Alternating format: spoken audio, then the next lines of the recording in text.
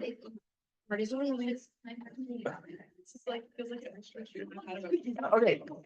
hello and welcome to the exit seminar portion of the master's thesis defense for Madelaine Gregory. My name is Ryan McEwen. I'm professor and graduate program director here in biology. It is my pleasure to welcome you to this important event. Thank you for coming. To orient you to the proceedings, first, I will give a brief introduction, then Maddie will present her exit seminar. After that, then the committee will retire to consider both the presentation and also the thesis itself. And at the conclusion of that, we will determine whether or not Maddie is a master of science. That's the question at hand today. So Maddie graduating represents the end of an era in the McEwen Lab for sure. I checked my records and the email, and the email I sent welcoming you to the lab was in the summer of 2021. And CC'd on that were Peter Butterfield, Grace Attia, and Michaela Woods. So all of those folks have graduated. And with Grace and Michaela, that reaches back way before COVID into a different time at the university and in the country. And it's like, it feels like the place to see, really. Lots of change. So it's a really poignant moment for me because of that, this connection to the past, but also because Maddie has exemplified many of the higher ideals of being a graduate student. So Maddie was the valedictorian of the Vandalia Butler High School before matriculating to Sinclair College here in Dayton, where she received her associate's degree in 2020. She then came to the University of Dayton, where she completed her bachelor's degree in environmental biology in December of 2022. During her time as an undergraduate, she was an intern at the University of Dayton Solar Prairie, and then became a project leader in my laboratory. In this role, Maddie demonstrated intelligence, inclusiveness, and was both conscientious and highly motivated. Because of her excellent work in my lab, as an undergraduate, I offered her a position as a master's student, and she began her program in January of 2022. As a graduate student, Maddie has continued to grow as a leader and as a professional, and exhibited both drive and intellect, which are two of the most important characteristics of being a good scientist and as a graduate student. She keeps digging and digging to find answers. She's self-motivated and holds herself to high standards of professional performance. Maddie was not only a leader in the lab, she was also demonstrated a great passion for teaching. And as a result of that, she was awarded the Department of Biology Graduate Teaching Award of Excellence in 2024. Maddie has contributed tremendously to the science in my lab over the last few years and has presented her work at the Ecological Society of America meeting in Portland, also the North American Forest Ecology Workshop. Those are both international in scope, along with, of course, the Standard Symposium. So it has been my honor and pleasure to get to know Maddie over these years, and it is very hard to imagine her dropping off of our lab list and out of our lab meetings. It's a horrendous feeling. It's so sad. However, impermanence is our burden. We talk about it in the lab all the time. Always we're transitioning, and I'm really super excited also to see Maddie's next chapter unfold. And one really nice thing is before she heads off to the Sarasota bonfire, we get to hear one more time from Maddie herself. So please help me welcome her to the podium.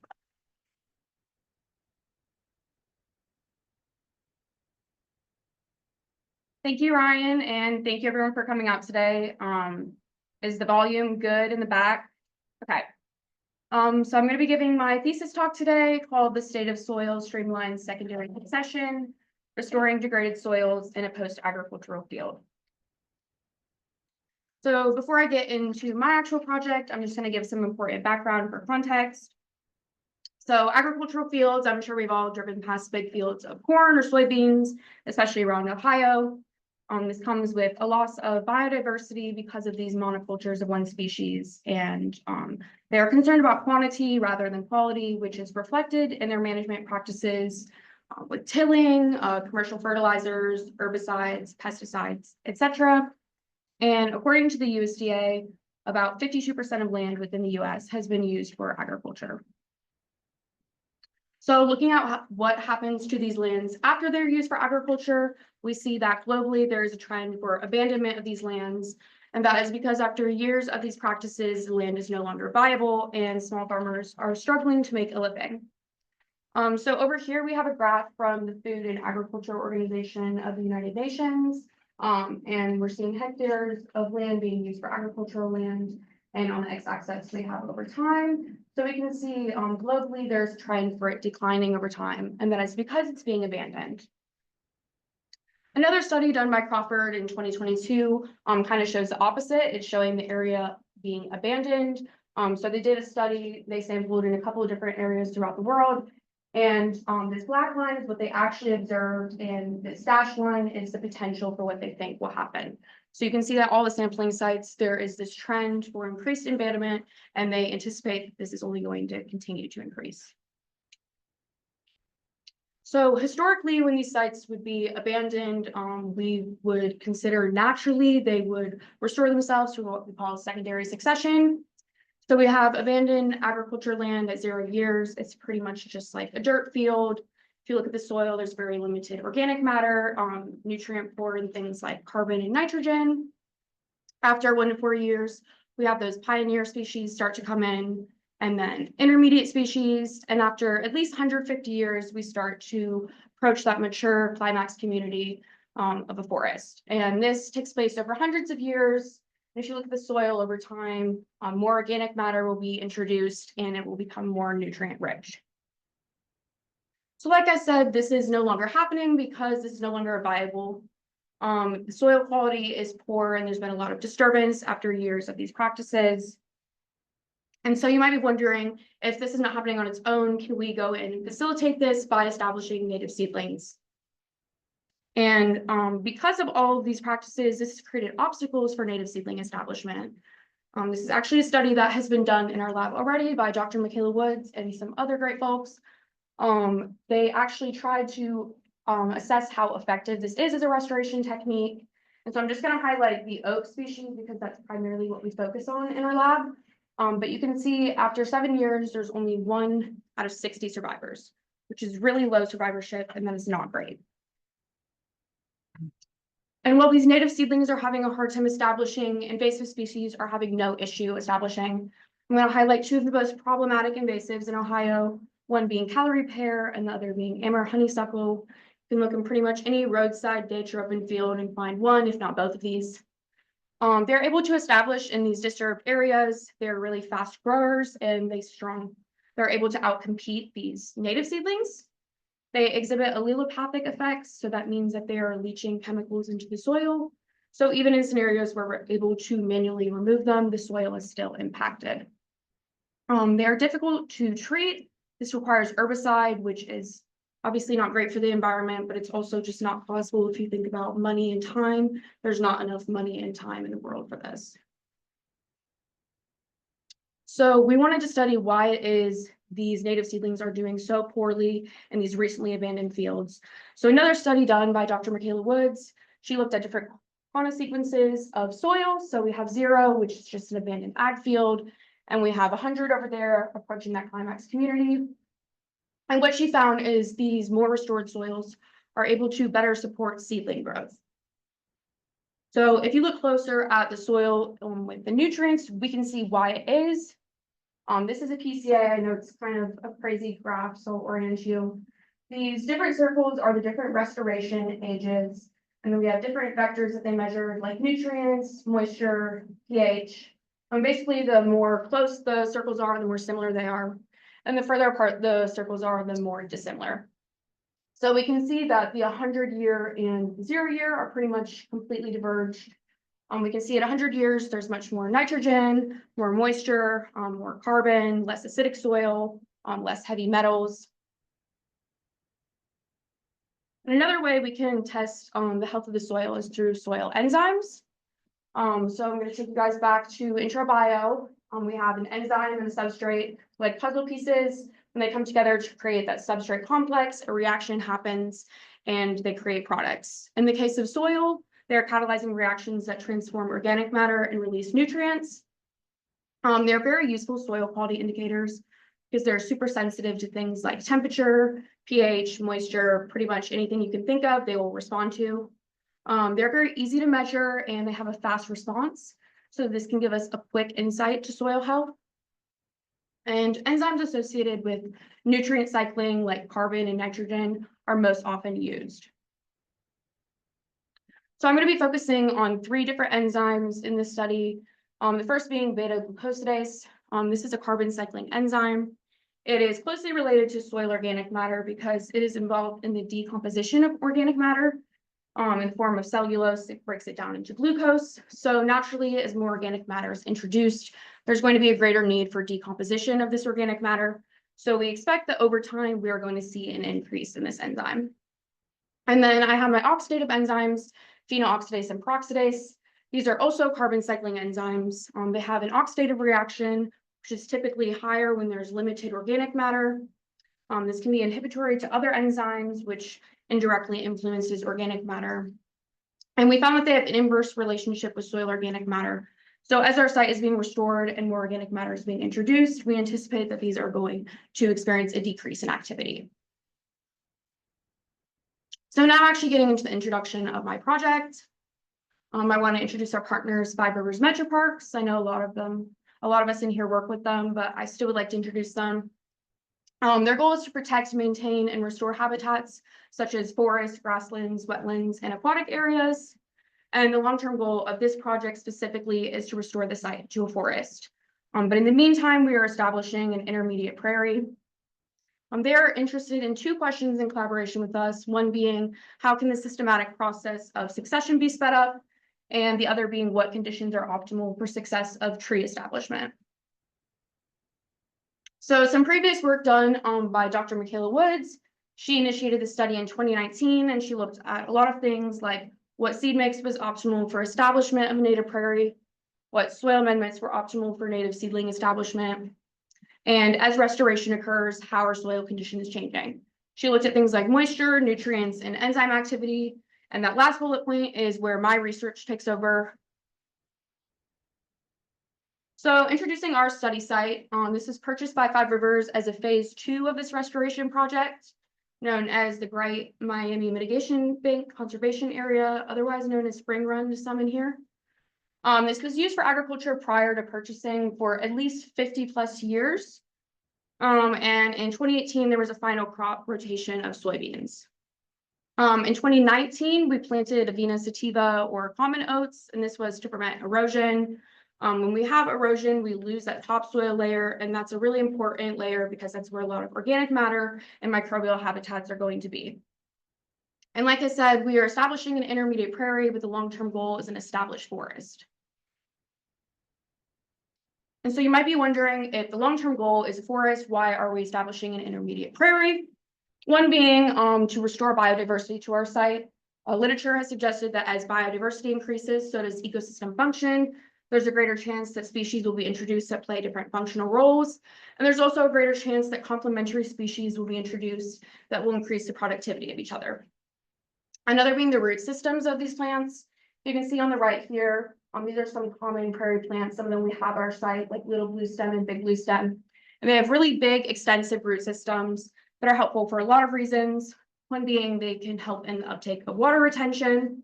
They can help withstand soil erosion. They can compete for soil nutrients, and they can help break up that really compact soil. Another being rhizobia are present in legumes. Legumes are a common prairie plant, and they have a mutualistic relationship with rhizobia. Rhizobia are nitrogen fixing bacteria. So this can help fixate nitrogen back into the soil where it's really limited in the beginning. And lastly, just this idea of filling the niche, more ground cover. I talked about how we're concerned about ecological invasion. And so we have the idea that if we plant native stuff here, hopefully it has a better chance of establishing. So we don't have a lot of context about our site other than we know there were soybeans and that it was used for agriculture. But I was able to get my hands on some really cool historic aerials, and even some that they're not the greatest quality, so they're not the same condition as the historic aerials, but they still give us important insight. So we can see that even going back to 1938, parts of our site is being used for agriculture. But something else I want to point out is that historically there was forest surrounding our site, which is really cool to see because our long-term goal is restoring it back to a forest. We see in 1956 that that's a lot clearer, but we can definitely see that parts are being used for agriculture. In 1964, it's more uniform, and it's definitely all being used for agriculture at that point. We see in 1985, there's no longer a forest there. And then in 2005, this is a really cool visual. So these lines up here are where agricultural tiling was placed underground because water accumulates here, and this is where we need increased drainage at. But in 2005, they did what we call reworking the soil. So agricultural tiling is pretty old. We don't know exactly when it was installed at our site, but we can presume the late 1800s or early 1900s. And so at this point, it's breaking down. We can literally see it at our site with our own eyes. And so when we get to that point, instead of fully taking it out, some farmers try to rework the soil by installing things above ground to help increase the efficiency of that. So I thought that was a really striking visual. And then 2012, not much change, but in 2019, you can actually see where we have those oats planted at the site. And another thing I want to point out about our site to give some more context is the microtopography at our site. This is a web soil survey, and all these different abbreviations are different soil types. They're characterized by how much sand, how much clay, erosion, drainage, things like that. So even though we have a relatively small study site, we're experiencing a lot of different kinds of soil at our site. So getting into the experimental design, I'm going to go over the seeding mixes and then the soil amendments, and then I'll bring them together because it's a lot to digest at first. So the seeding mixes were applied on a plot scale. We have 20 different plots, so those different colors are going to be our different seed mixes. So like I said, they were incorporated to promote biodiversity and to establish these functional groups, legumes, for the purpose of nitrogen fixation. So we have our high diversity or low diversity. High diversity had 30 species in it, and low diversity is just a subset of those species. So there was only 19 in that, and that's how those two differ. And then 20% legume versus 5% legume. They have the same species, but they differ by weight of the seed mix. So 20% legume, it is 20% of the seed mix, and 5% legume is 5% of the seed mix. So we have 4 combinations total. We have high diversity forb and 20% legume, which is represented by the blue. We have high diversity forb and 5% legume, which is the green. We have low diversity forb and 20% legume, which is that orange yellow color. And we have low diversity forb and 5% legume, which is that pink color. And again, these were applied on a plot level. And so then our soil amendments are applied on a subplot level. So those little squares within that square are going to be our subplots, the different shades of the colors. And so we made these with whole soil collected from 2 reference prairies, Germantown and Englewood. They were restored for at least 20 plus years. And that's just going back to that greenhouse study that restored soil supports seedling growth. And then we also incorporated mulch or leaf compost. I will refer to it as both throughout. So if I'm saying mulch or leaf compost, it's the same thing. And this was incorporated to replenish carbon back into the system. So we have 4 amendments. We have whole soil, which is in subplot C. We have whole soil and mulch, which is subplot A. We have mulch in subplot B, and we just have a control, which is just what was at the site in subplot D. And you can't really see in this visual, but we do have a 10-meter buffer in between it to prevent any mixing of the soil amendments. And so bring those together, the different color is a different seed mix, and the different shade of the color is a different soil amendments. We had 16 total combinations with 5 replicates of each combination. So now getting into field methods, my awesome lab manager, previous lab manager, Anna Palone. And so to orient you, we're looking at a plot here, and now we're going to zoom in on a subplot, subplot A. In each subplot, we have 2 transects, so A1 and A2. Along those transects, we have 3 quadrants, which are these little squares here. And at each square, each quadrant, we took the soil core, and we cored 3 times. We only went like a couple inches deep because we're mostly concerned about that topsoil layer. And all the cores were combined into a bag for each transect. So we had 2 replicates for each subplot. And then getting into the laboratory methods, we had 4 ounces of soil was put in whirl packs and stored in the freezer. If you go in our lab and you wonder why we have fridge and freezer in there, it's just literally full of soil. And this was just to keep enzymes stable until we could do analysis. These were analyzed on a transect level. And then percent moisture was calculated to standardize the soil weight for enzyme assays because all of the soil had different percent moisture loss. So we had to find a way to standardize this. Something I want to acknowledge now, but I will continue to re-acknowledge throughout the results to remind you guys. We had issues with beta glucosidase methods. We had to redo the way it was done. We originally were doing it with clear plates, but we had to change it to black plates. So unfortunately, we lost the data from 2019 and 2020. For the sake of consistency, we have to do the methods the same way. We don't have that soil anymore, so unfortunately, we were not able to go back and redo that. We did have 2021 though, so we were able to redo entirely 2021. But when I'm comparing years, I'm going to be comparing 2021 versus 2023 for beta glucosidase. Phenoxidase and peroxidase, we did not change the methodology at all, so we have more years of data for that. But again, I'll continue to point that out when we go over results.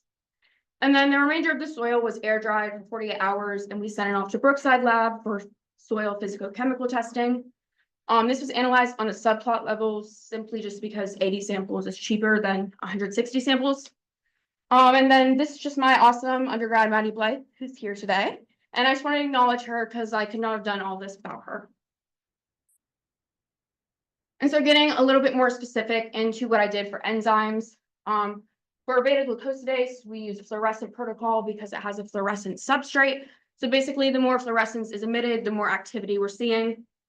So we have 3 samples that we're able to test in each plate, which are represented by those 3 different colors. We have a lot going on here. We have a substrate blank, an enzyme blank, and a buffer blank. Basically, those are just monitoring inconsistencies throughout. No reaction is happening here. It just gives us insight to if like a buffer was made wrong or substrate was made wrong. And then we have a standard curve with sample, which kind of just gives us a baseline to compare our actual results to. And then in columns 2 to 4, we have the actual reaction happening with the substrate and the enzyme. So for phenoxidase and peroxidase, it's set up pretty similar. They're an absorbance protocol because they're an oxidative enzyme. So as the reaction occurs, they're going to get darker. So basically, the darker is, the more absorbance it is, and the greater activity we're seeing. And so you'll notice we have 2 substrate blanks here, and that is because we have 2 different enzymes, so they have 2 different substrates. And we have that enzyme blank, which in this case kind of acts as our standard curve, but it's not quite the same. It still gives us something to compare to though. And then we are directly measuring activity in 3 to 8, because that is where the substrate and the enzyme are actually present. And then this is actually what the plates look like. I thought this is a really cool visual. This is the phenoxidase and peroxidase plates. The BG ones don't look as cool because you can't visually see what's happening, but since these get darker when activity is occurring, you can actually see what's happening. So we can see our substrate blanks here. We can see our buffer blank here. We can see the enzyme blank is here. So it's just soil, but they're all the same color because no reaction is happening. And then in columns 3 to 8, we can see where the reaction is actually happening. So you can see some are really light, some are really dark. And I think it's really cool because these 2 samples are technically right next to each other, but you can see this one is obviously much darker than this one. So getting into my hypotheses, I know I have a lot of hypotheses. I'm going to present the results in the same order, but I will go back at the end and relate results to these, so don't necessarily worry about remembering them. So my first hypothesis is that soil physicochemical properties will shift significantly over time to a state that is reflective of more restored soils. My next 2 hypotheses are related to the seed mix.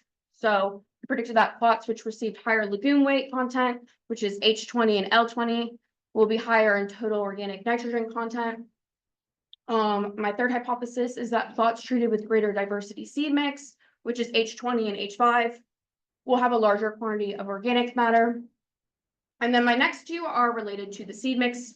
So my fourth is that subplots treated with leaf compost will have greater organic matter content. And my fifth is that subplots treated with the whole soil inoculation will have greater total enzyme activity. And then my last hypothesis is just related to enzyme activity in response to time. We're not looking at in response to seed mix or soil amendment. So we predict that over time, oxidative enzyme activity will decrease, while glucosidase activity will increase. So now getting into what we actually found. So big picture, soil composition is changing over time. So this is another PCA. So we have 3 different sampling years here with 2019, 2022, and 2023. And all these different arrows are the different things that we measured. And like I said, the closer the circles are, the more similar they are. And the further apart they are, the more different they are. So we can see that 2023 is diverging from 2019. And when we ran an analysis of similarity, we found that they were statistically different with a p-value of 0.003. 2022 and 2023 are like almost completely overlapping. There is no statistical difference there, but that's not a surprise to us. So I could unpack this for probably like 40 minutes in itself, but I'm just gonna highlight the big pictures here. So we're seeing less heavy metals over time, like aluminum and manganese. We're seeing less nitrogen, which initially might be alarming, but if you think about it, it's not that concerning because we had soybeans at this site for a long time. Soybeans are legumes, which help fixate nitrogen back into the soil. So we expected to see a decrease in this, and this is not really something that we're concerned about right now. Also less phosphorus. This is something that is commonly used in commercial fertilizers. We don't know how they managed the site before, but this is pretty common practice. So we can think that this might be contributing to this decrease. We see that soil is becoming less acidic, which is good. Plants do better in a more basic soil rather than super acidic or alkaline. We can see that organic matter and carbon are increasing. We can see that nitrogen release is increasing. Nitrogen release is basically just a measure of decomposition of organic matter. So it makes sense that as organic matter is increasing, we're also seeing this increase in nitrogen release. And then lastly, we're seeing an increase in important nutrients for plant growth like magnesium, zinc, and potassium. And so we wanted to look at what specific soil characteristics are driving these statistical differences. So I made a summary table of what we found was actually statistically different in 2023. So we can see that both forms of nitrogen, ammonia, and nitrate are significantly lower in 2023. Carbon and organic matter are significantly higher. Our pH is significantly higher, and we can see it's closer to that 7 basic neutral level. And zinc is increasing over time as well. In addition, in looking at soil characteristics individually, we also wanted to look at the relationship between them. I know this is a crazy graph as well, this parallelogram. So we have a gradient down here. The darker pink is strongly negatively correlated, and the darker green is strongly positively correlated. We could also talk about this for probably like 40 minutes, but I'm also going to just highlight one really strong relationship we're seeing, which is between nitrogen release and organic matter. There is a correlation value of 0.99, which is almost 1, so that's extremely strong. But as we know, correlation does not equal causation, so we also wanted to see if there was a linear relationship between them. So that first top left graph of this panel is nitrogen release and organic matter. This is a crazy graph. I've literally never seen a linear relationship like this, but you'll see that R squared is almost 1, which is really, really strong. In addition, organic matter has a strong linear relationship with magnesium, potassium, sodium, iron, and zinc. And if you relate this back to this PCA, you can see that as organic matter is increasing, so are all of these. We see an increase in magnesium, potassium, sodium, iron, and zinc, as well as nitrogen release. And not surprisingly, given that nitrogen release and organic matter have strong correlation and a strong linear relationship, it also has a strong linear relationship with magnesium, potassium, and zinc. Sodium and iron, nitrogen release also had a strong relationship with, but it was not quite as strong as organic matter, so I did not include it in this panel here. But again, if you relate it back to this PCA, we see as nitrogen release is increasing, we're seeing an increase in magnesium, potassium, and zinc. And so now getting into my seed mix results. So here we have the different percent legume weight. So we have the 20% here, and we have the 5% here. And we have total plant available nitrogen. This is just a sum of the ammonia and nitrate because these are the 2 plant available nitrogens that we measured at our site. And so as you can see, there really is no difference in the median or really the distribution. There's no statistical difference found at all. So the big finding is that legume content, we did not see a significant effect on total nitrogen like we expected. But we did find a really cool result with the diversity seed mix. I think this is probably the coolest result I found. And so plots treated with a higher diversity seed mix had significantly greater rates of nitrogen release and organic matter, as well as beta-glucosidase activity.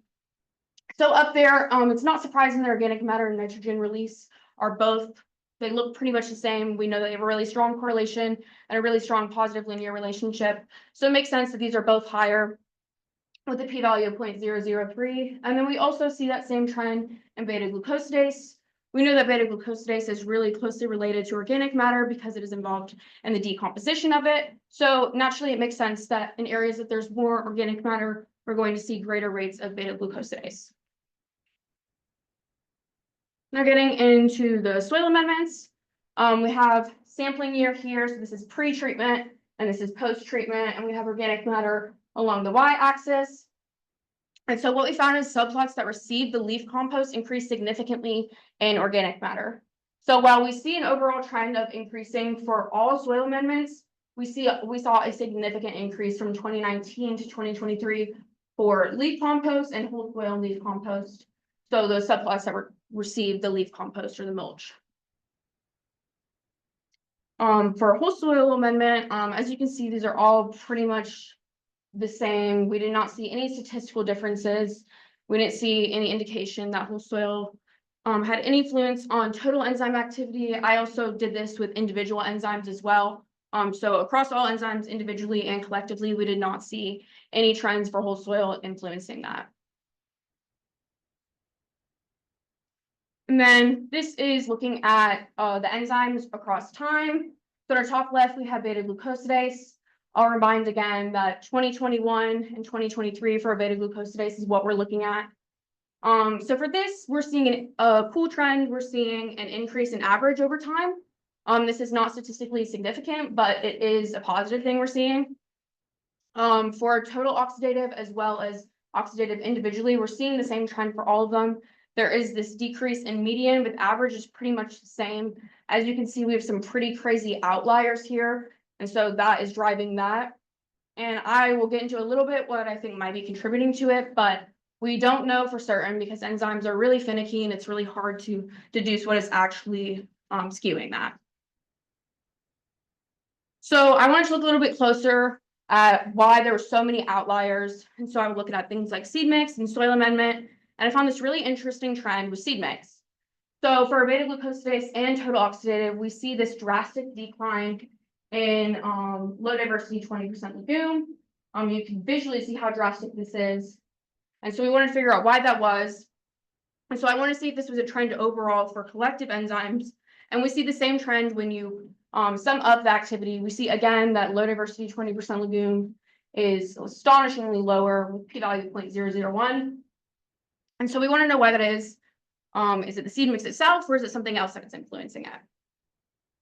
And so this brings us back to our microtopography aspect. So on the left here, we have a GIS map made by Lisa Hill. And this is actually how our plots are oriented. I know they look a little bit wonky, but establishing those plots is harder than it looks. And so low diversity 20% legume is 1, 11, 15, 16, and 13, which is the orange. And then over on the right here, I chose this because you can see where the agricultural tiling is, but I want to emphasize again that what we are visually seeing is not the tiling. This is just when they reworked the soil. But what you'll notice is that all of the plots with low diversity 20% legume are either directly on this agricultural tiling or directly near it. So naturally, these are going to have a lot more drainage in these plots because of this. And then circling back to those different soil types, I want to highlight one, which is Milton silt loam. This is characterized by being really well drained, eroded, high runoff, and moderate slopes. And when you look at this in relation to the seed mixes, you see that for every single plot that was treated with L20, this was primarily composed of Milton silt loam. And so when you consider these factors together, we believe that microtopography is driving this decrease in L20. There's literature that suggests that hydrolytic, which is beta-glucosidase, and oxidative enzymes, which are phenol-oxidase and peroxidase, activity is higher in natural wetlands compared to drain wetlands. And additionally, research suggests that erosion, which we know results in the loss of that topsoil layer, has also resulted in reduced productivity because we are losing those microbial habitats. And so a combination of this erosion and this drainage aspect, we think is really driving this decrease. And we don't actually think is anything to do with the seed mix itself. And so just to give an overview of the findings for soil composition, we found that soil composition is changing over time. We have less heavy metals. We have less nitrogen. It is less acidic. We have more organic matter and carbon and more of those important nutrients like zinc, magnesium, and potassium. And big picture, what we're getting out of this is that organic matter and nitrogen release are really important factors in the story. We're seeing more organic matter and high diversity plots, but we are not seeing that the legume content had any impact on plant available nitrogen. But we did see subplots with leaf mulch contain more organic matter. And then an overview of the enzyme results. So we see that the whole soil amendment did not influence total enzyme activity. This L20 seed mix was significantly different. It was significantly lower for all enzymes individually and collectively. We saw that higher diversity plots experienced greater beta-glucosidase activity. And we did not find any significant differences across sampling years for all enzymes tested. But I do want to point out that positive that we saw an increase in average for beta-glucosidase activity. We saw that decrease in median for oxidative enzymes, which is hopeful, but again, we had a lot of outliers, and so the average did not decrease over time.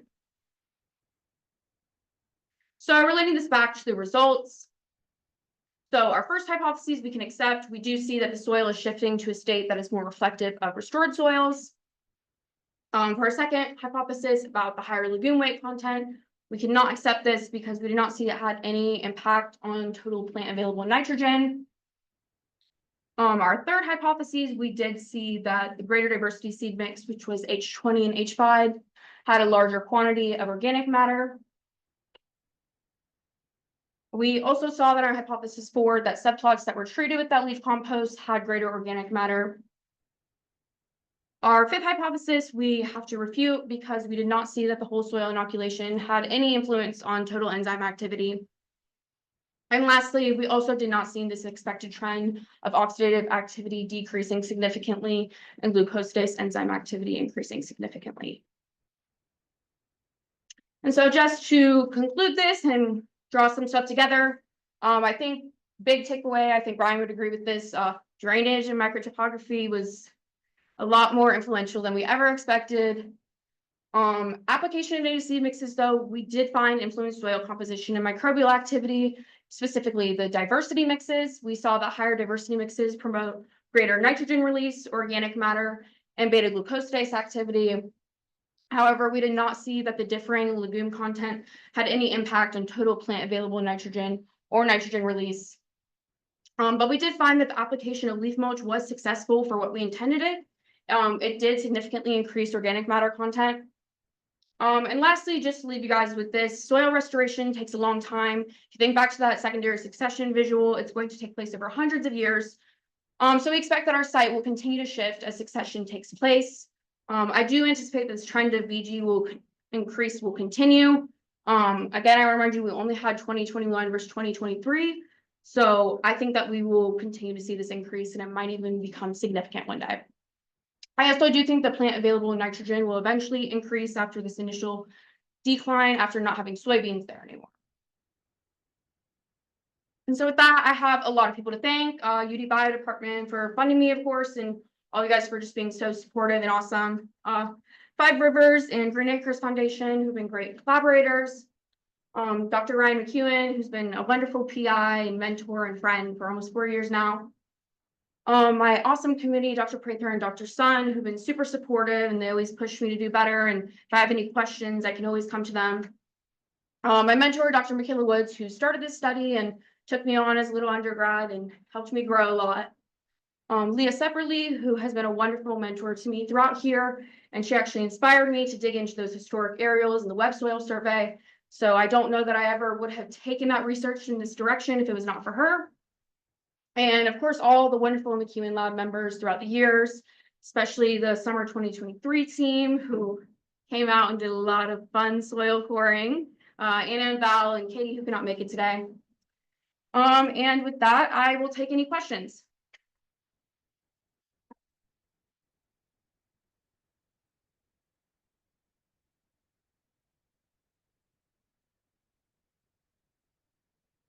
Yeah. So the plant available nitrogen and the fact that you didn't see a difference between the legume content, you touched on a little bit in your one of your last slides. Do you think that's just because of the soybean and the history of the site? Or do you have any other predictions about why there wasn't a difference? Well, Val actually, her study also revealed that our legume content seed mix in general didn't seem to be very successful. Like in the L20, I mean, the higher percent legumes, there was not any more legumes established there than the lower ones. So we're seeing that in like the vegetative community as well. So I don't think it's just this soybean aspect.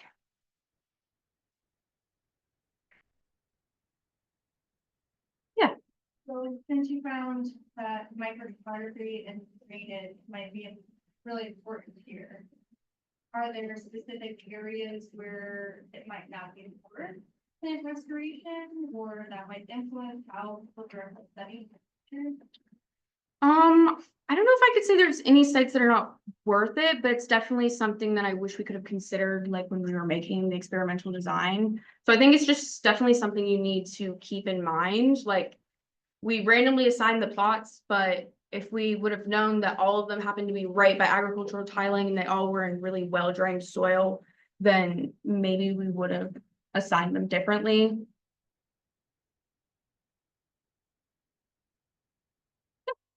Your favorite part of the project? Thank you for asking. My favorite part was pipetting. Yeah. All of this, would you say that your take-home message for rushing a restoration project is to amend the soil with mulch? I don't know if that would be my biggest takeaway, but I do think that it was successful in what we intended it for. It did increase the organic matter. So if I were to be a land manager and do a project similar to this, I would recommend that, is what I'll say. I think the application of the soil amendment might have affected why we didn't see much results from it. You mean like how little there was? I definitely think that could be a thing. I guess I didn't clarify. And when we applied, the whole soil was basically like a little sprinkle, a little dust around the subplot. So perhaps if we applied more, we might have seen more of an effect. But again, it's like hard to say. I'll check if there's any questions on Zoom. Yeah. All right. Well, thank you everyone for coming today.